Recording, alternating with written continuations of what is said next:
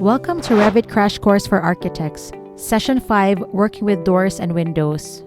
This course is designed to help transition from 2D drafting to Revit and master its essential tools and features in the easiest and smoothest way possible.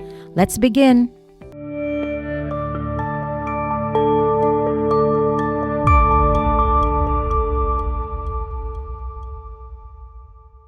In this video, we'll work on inserting doors and windows and creating additional sizes in our model. We will then tag those doors and windows in the construction plans, and we'll start working with sections. So we're back in our day spa model, and hopefully by now you have all of your rooms tagged, all of your walls tagged, everything that way. And it's time to start putting in some circulation paths. So we have these little arrows. I had done these during the sketching part of the project, and I was just trying to indicate where the doors might go. And so now we're going to start placing them. If you come up to your architecture tab and you drop down doors, and then you drop down all the properties, you're going to see a number of things preloaded in here for you. And we're going to go quickly through each of them. So these D doors, these are actually doors that will nest within a door and frame family. So you're never actually going to insert one of these by itself. I'll pick a D2 and you'll notice that nothing actually shows up in my wall. That's because these have to be preloaded in the project in order for you to be able to put this panel inside of one of the families that has a frame. The best ones to use are those that are labeled F. You can see that it starts here with a cased opening. The AL stands for aluminum and the WD stands for wood. We also have HM, that stands for hollow metal. And these matter because they will be reported later on one of the door schedules. And it is also a material, so when we start looking at the plan in 3 dimensions, you'll be able to see that material in the renderings. So I'm going to keep scrolling down. You can see all these different styles and sizes. We have sliding barn doors. We have double doors. I'm going to come down here because for my entrance, I want it to be sort of a statement piece. My F7 has 2 full lights on the side. My F8 has the same, but there's a center mullion break. I kind of like how this looks because I might want to have that aesthetic, so I'm going to click on this one. And then as soon as you hover over the wall, you can see where the door goes. It will want to snap based on 1-inch increments. So you can see here, if I'm approximately near the middle of the wall, the door is automatically centered, which is what I want. So I'm going to click once, and that now puts this door in this wall. I'm going to delete my arrow. Let's move our wall tag here. Because this one is going in a cold climate, I don't really want this exterior door to swing out. It could get interference from snow or ice, anything like that. So I'm actually going to click this arrow, and you can see it says flip the instance facing, and that will turn my door to the inside. I can do the same thing to switch it from right to left. I'm going to delete this, move this wall tag. And I think I want my doors to be in sequence here. So I'm actually going to right click, create similar. I want to have the same style with the side lights. And I can double check and make sure that these are aligned. I click on one door, go to my align tool.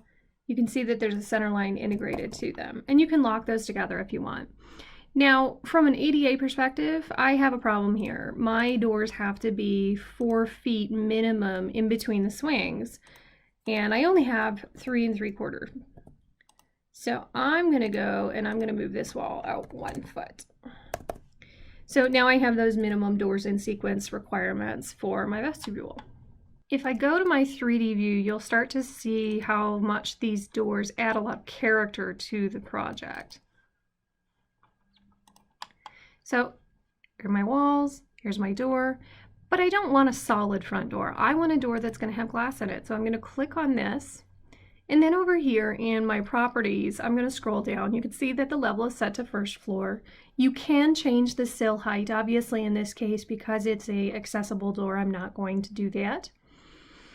For my construction, my frame type, I'm actually going to make these out of hollow metal.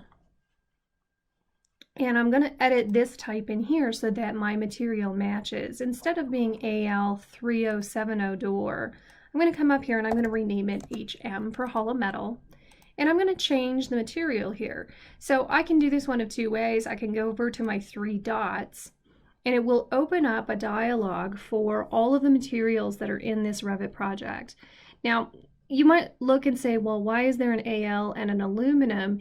It's because of how this material reports to the door schedule. So you might actually have the exact same properties for these materials, but you would want this shortened one because there's not enough room for it to say aluminum on the door schedule. In my case, I'm going to type in HM for hollow metal. And I'm going to do the same thing. Now, I know this is a material in this project, so I can just type it in right there. Under the dimensions, I can change my frame height, my door thickness, the overall height and overall width of the door here as well. The rough width and rough height are actually reporting features. They're not physical dimensions. And these are typically included for openings that are in masonry walls. So we're not going to bother with this right now. There are a bunch of other items down here, the analytical properties. We aren't going to worry about these. Again, this is much more advanced when you're doing energy modeling with Revit. Your identity data, however, is pretty important. So you can set your doors if they have a fire rating by type, for instance, so that all of them report the same. In this case, it's an exterior door. There is no fire rating. We're going to come back later to this type mark indicator.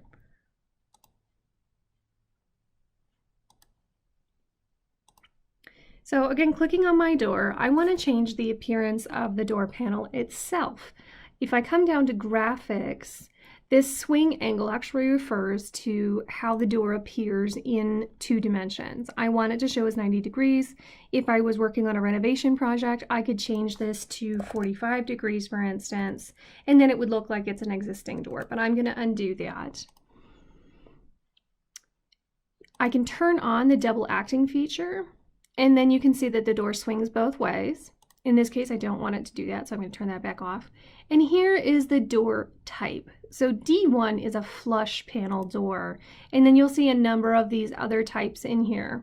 Those refer to the door panels I mentioned previously that are already preloaded into the model. So if I scroll back up, you can get ideas of what types these doors are. So a D1 is a fully flush. D1/2 is a Dutch door where the top opens and the bottom can stay shut. D2 has a narrow light. D3 has a wider light. D4 is half glass. D5 has 2 light panels, upper and lower. D6 is full glass with a wide stile. D7 is full glass with a full panel. So that's the one I'm going to reference when I click on my door. I'm going to drop down this arrow and change it to a D7. I'm going to do the same thing for this type here. And again, these are all reporting parameters that will later show up in our door schedule. So if I go back to my 3D view, now I have a full glass entrance with side lights and a full light on the door. So let's continue investigating the other properties of our embedded door here. You'll see ADA push and pull. These are actually clearances that have been included in the door family. You can turn them on or off in your project. Sometimes they can make a plan look a little bit cluttered, but I'll show you what one looks like. So on the pull side, I'm going to say pull front here. And you can see that my entrance approach is from the front of this door coming out. I'm going to pull on it, and there's my ADA required clearance.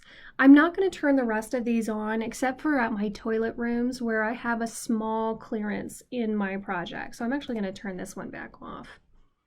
Next, we come to a couple other options. You'll see this says text. This is something that will report to the door schedule. In this case, I don't really have anything, but if I did, I could include it here. So coordination notes say check closer. So for my materials and finishes, my frame glazing refers to the glass on the side lights. These are the glazings that are included in the frames. And if I zoom in on these, you can see that they're just a plain gray material right now. So I can click on this. And if I type in TG for tempered glazing, there's insulated tempered glazing and there's tempered glazing. I really want these to be insulated tempered glazing. And now you can see that they actually appear to be a glass material in my 3D view here. I'm going to do the same thing for my door glazing, ITG. And now it looks like it's glass. The frame material and the finish are also reporting features. So I'm going to go with my hollow metal again. And for my finish, I'm going to say PF for pre-finished.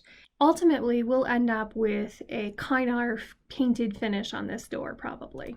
Other options, we could change our frame material to be fiberglass FG, and it could still be a pre-finished door.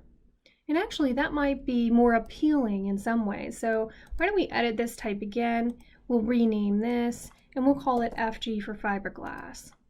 Now I don't have a fiberglass material in here. You can see there is none. See, please enter valid material. We can create a material that then applies to this door.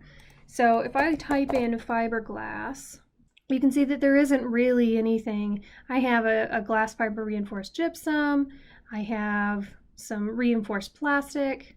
This is probably the closest one, but I don't want this name to appear on my door schedule. It's way too long. So I'm going to duplicate this material. You'll see it automatically appears, and we're just going to type in FG for our fiberglass. Now, when you do a material, you have to come up to the appearance.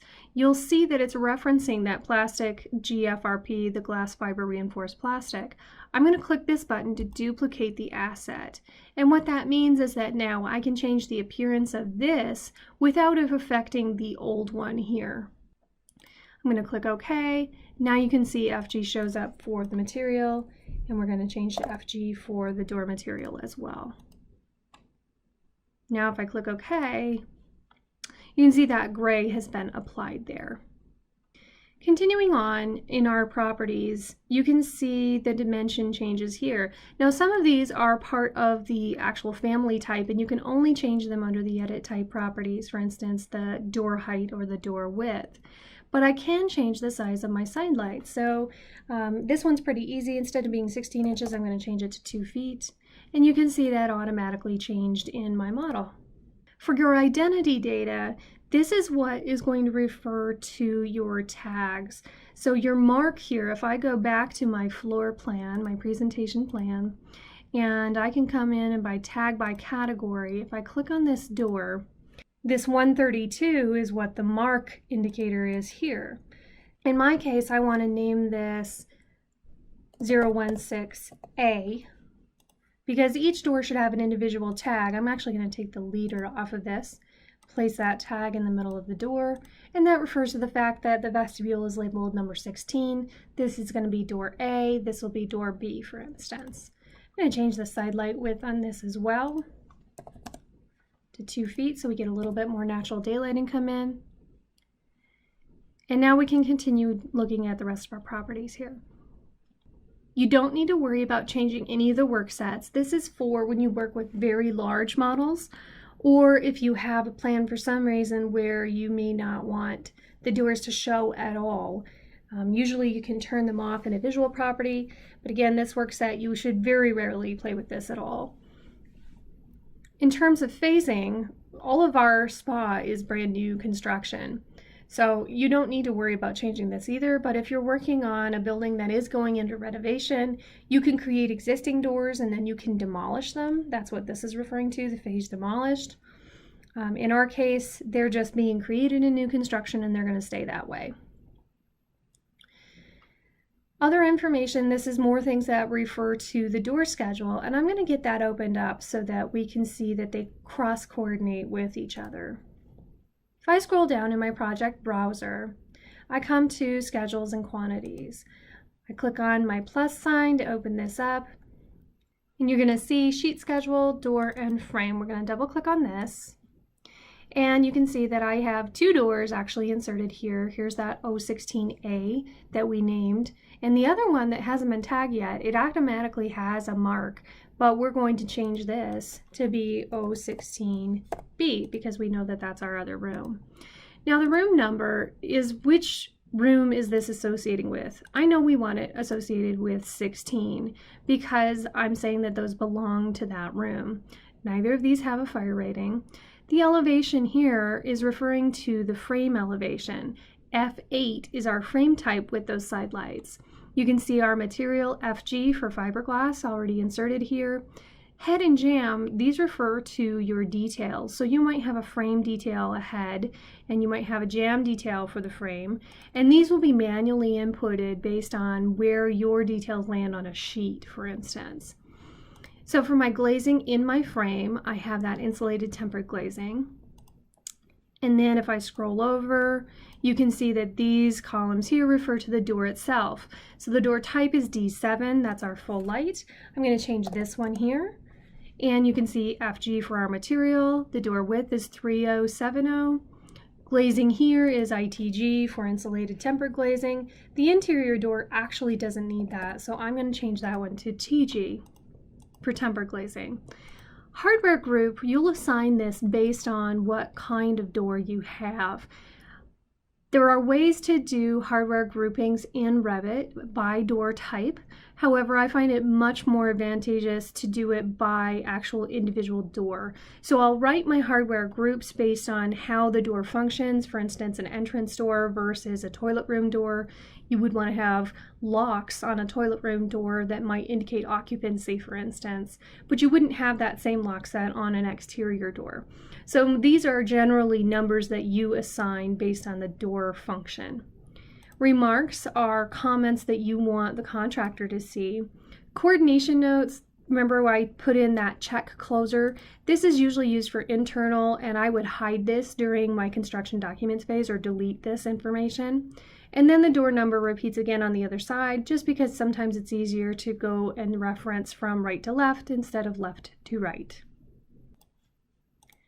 So if I go back to my plan here and I want to create a similar tag for this door, I'm going to take that leader off, and you can see that now this door, even though I changed it on the schedule, that smart tag is reporting the information that I told it to. So in this case, I have my door 16A and 16B, and I'm all set. So let's continue on, but we'll use a different type of opening now. Go back up to your Architecture tab, click on Door. Let's drop down and let's do a cased opening for our vestibules. So if I scroll up, here's an F1 cased opening. I'm going to do it out of wood. 3070 is just fine. I want this to be an opening rather than a door that swings in this vestibule. I think it'll just be much more convenient. So now in plan, you can see that there's the frame, but there is no door within that opening. As I go, I can delete my circulation arrows that were there just for reference. We can put in our toilet room doors. I know that those are going to be a flush door, so I'm just going to use an F1, and it can just be an F1 single. I want to show you the difference between two of these door types. So I have an F2 and an F1, and in elevation they appear to be the same. The difference is this: if I put an F1 door here, and then I'm going to put an F2 right next to it, and it's an F2 single, they're the same material, same size, they appear the same in plan. But if I go back to my 3D view, and I'm going to rotate this just a little bit so you can kind of see it around this, you can see that one has a 2-inch head on the frame and one has a 4-inch head on the frame. So I actually want my F1 because I don't have any 4-inch frames. This isn't a masonry building, so I really don't need this F2. So I'm going to change my swing.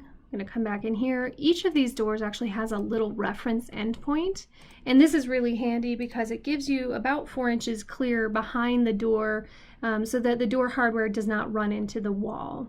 I'm going to keep that one with a flush panel for privacy purposes, but because this is a small room and it is a toilet room, I do want to turn on my ADA clearances here. So in my ADA pull, which is this side of the door, I have to pull it to open it towards me. I'm actually going to put a pull latch. And what that's referring to is that this little arrow says that you're going to approach the door from this side. If I change that to the pull front, you can see that the clearance box is different, and I know I wouldn't have room for this with a sink.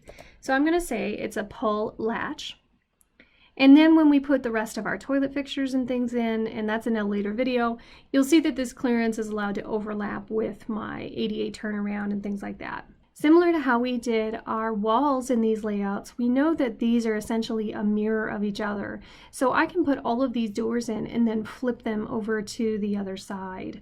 I'm going to do the same thing. I'm going to create this family here. I'm going to put this in.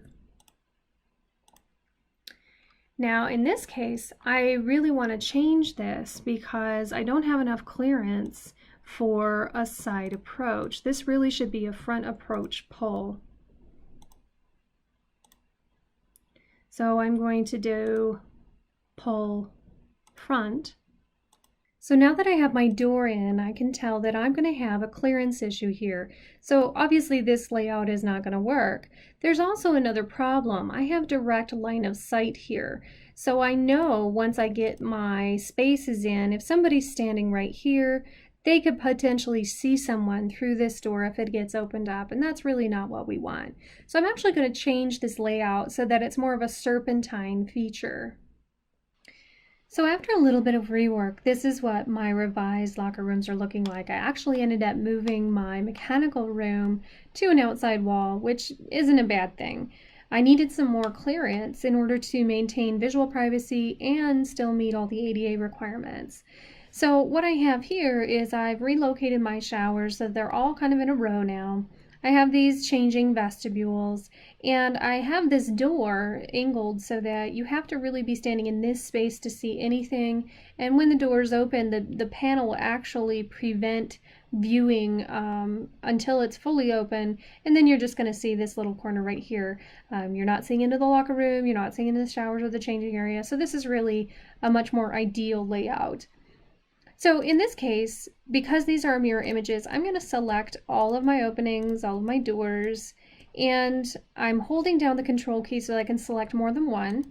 I'm going to select the mirror tool, mirror about this line, and now there they are in the other side for me. I'm going to continue adding my doors to the rest of my spaces, and then we'll get to some specialty doors. Now that we have all our normal doors in, I'm going to show you a couple of specialty types. So I'm going to go back over to our door options. What I'm looking for is actually a sliding. So I'm going to look up sliding. You can see there's a sliding barn door style here with the door on the outside of the frame. And I'm just going to put one of these in so that you can see what it ends up looking like. So let's say I wanted to do this on this linen closet. I'm going to switch the direction of my door so you can see the barn door sliding here on the outside of this wall, and it still gives you access to the full room without taking up clear width in the corridor, and these are pretty popular. This particular door is showing a panel in the middle, so if I looked at this in 3D, you'd be able to see a pane of glass in that door. We wouldn't necessarily have that at a linen closet, but I'm just doing it for appearance sake right now, and there's that barn door slider. Let's also do a double door. So let's go to our door, we'll drop it down. You can see a double flush egress here, and that's actually a double egress door. One door swings each direction. I usually use these for healthcare applications. In this case, in a spa, we're definitely not going to use this one. I'm going to come down. Here's an overhead door. This is not a garage door necessarily. This is an overhead coiling door. You can see the little box up at the top. But this could be useful, let's say, if you had an outdoor area and you wanted to have this whole wall open up, for instance, at the atrium. I'm going to drop it down one more time. And you'll notice that I'm having trouble right now scrolling down. Sometimes Revit does this. There's no good reason why. What I do is I actually search for the door I'm looking for. And you can see here's a double flush. Again, these are the double egress doors. We just want a double plain door.